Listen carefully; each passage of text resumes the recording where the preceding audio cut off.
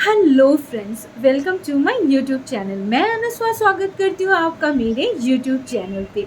आज जो है मैं जिस टॉपिक पे बात करने जा रही हूँ, ऑब्वियसली पैरानॉर्मल एक्टिविटी के ऊपर जो है ये बेस्ड है। जो मेरे साथ एक रियल इंसिडेंट हुआ है उसी के बारे में मैं बात करने जा रही हूँ। क्या आपके साथ भी ऐसा कोई मतलब कभी ऐसा हुआ है कि बहुत चहल पहल वाले जगह पे आपके साथ कोई पैरानॉर्मल एक्टिविटी यानी कि भूतिया घटना घट गई हो? लेकिन मेरे साथ तो ऐसा हुआ है, बहुत बार हुआ है, जो मैं हमेशा आपके साथ में शेयर करती हूँ मेरे वीडियोस में। और ऐसा ही एक वीडियो ये बनने वाला है। तो चलिए आगे बढ़ते हैं वीडियो की तरफ। उससे पहले मेरे चैनल को सब्सक्राइब करना मत भूलिएगा और इस वीडियो को लाइक ज़रूर कर दीजिएगा। ये जो वीडियो है मैं बहुत जल्दी निपटाने वाली हूँ, क्योंकि ऑब्वियसली बहुत बड़ा वीडियो बनने से जो है आप लोगों को प्रॉब्लम हो सकती है, या फिर आप लोगों को मतलब ये इत्मीनान से आप नहीं देख पाओगे। तो मैं जल्दी बात कर लेती हूँ। सबसे पहले मैं ये आपको जिस टाइम के बारे में बताने जा रही हूँ वो है 2015। उस टाइम पे जो है मैं बहुत कम उम्र से जो है काम करना मैंने स्टार्ट किया है। तो उस टाइम पे जो है मैं एक स्कूल में पढ़ाती थी, और वो स्कूल जो है एक रिनाउंड स्कूल है। कोलकाता में जो लोग रहते हैं उनको शायद पता होगा कि कोलकाता के बेलेघाटा एरिया में एक नर्सिंग होम है जिसका नाम है डिवाइन नर्सिंग होम। उसके ऑपोजिट से एक गली जाती है अंदर, उसी गली के अंदर जो है वो स्कूल है या था। अभी मैं यूट्यूब वीडियो में तो उसका नाम बिल्कुल नहीं लूँगी, क्योंकि आपको पता है कि बहुत सारे प्रॉब्लम्स हो सकती है इन फ्यूचर। तो इसीलिए उस स्कूल में जो है पढ़ाया जाता था और मैं पढ़ाने जाती थी। मैं सेकेंडरी सेक्शन की टीचर थी और ऑब्वियसली मैं बोर्ड्स पढ़ाती थी। तो हम लोगों का जो है डे स्कूल रहता था। डे स्कूल में मैं जब पढ़ाने जाती थी, हम लोगों का मेरा जो सब्जेक्ट है वो पढ़ाने के लिए जो है मेरे मतलब 2 तरीके के क्लास होते थे।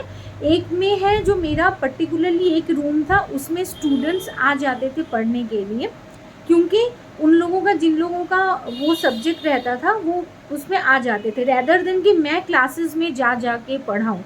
क्योंकि बोर्ड्स था तो हर किसी का जो है वो सब्जेक्ट नहीं था। कुछ मतलब पर्टिकुलर क्लासेस में कुछ बच्चे मेरा सब्जेक्ट लेते थे, कुछ बच्चे किसी और का सब्जेक्ट लेते थे, जैसे कि आपको पता ही है।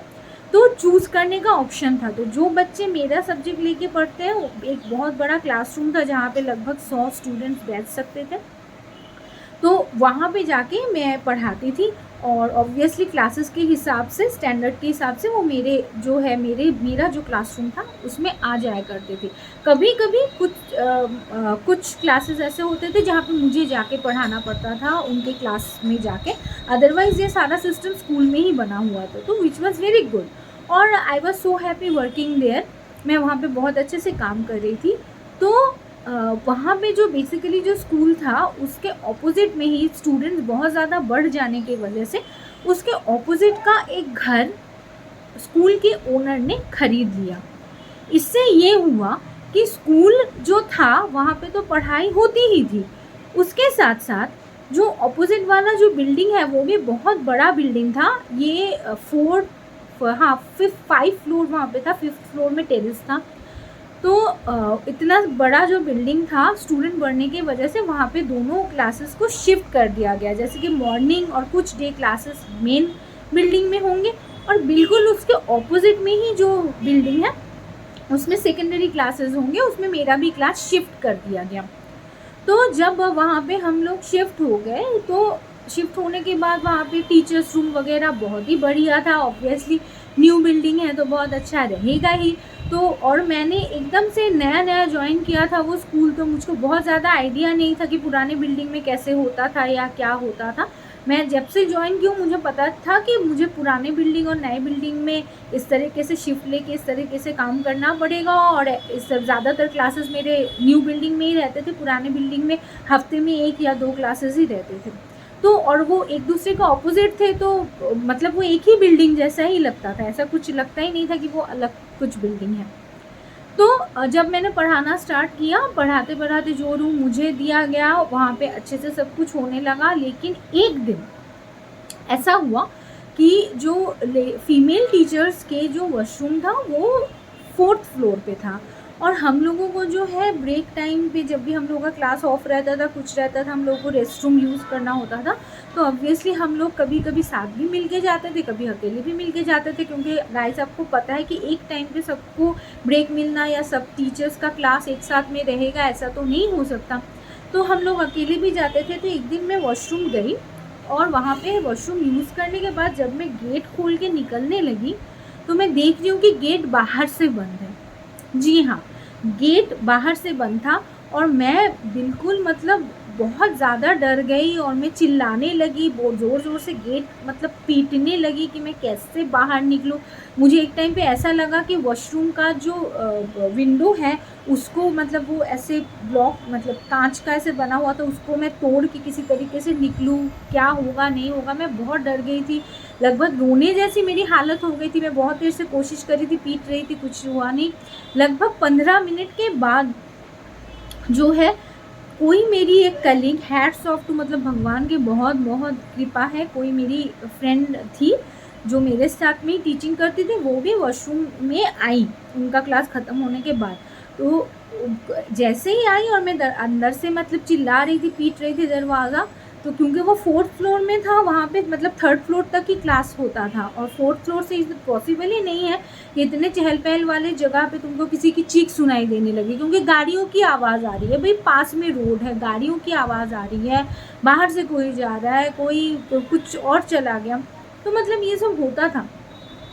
तो लकीली मेरी फ्रेंड आके मुझको बाहर से ओपन कर दी, और फिर बोली कि अरे ये कैसे ये हो गया, बाहर से कैसे तुम अटक गई, ऐसे कैसे, किसने किया। इसको लेके तो ऑब्वियसली स्कूल में पूरा हंगामा हो गया कि मतलब लेडीज़ वॉशरूम में किसी ने लॉक कर दिया किसी को। तो देखिए, हम लोग जिसके साथ में काम करते हैं ना, हम लोग को पता होता है कि कौन कैसा है।